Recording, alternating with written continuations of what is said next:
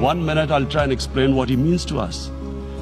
Our Prophet was the witness to the divine book, the Holy Quran. The Holy Quran is the book of guidance for Muslims, and the Prophet's life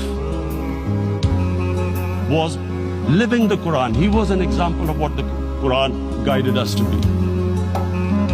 So he is the ideal we all try to get to. The Prophet created the state of Medina, the first state in Islam.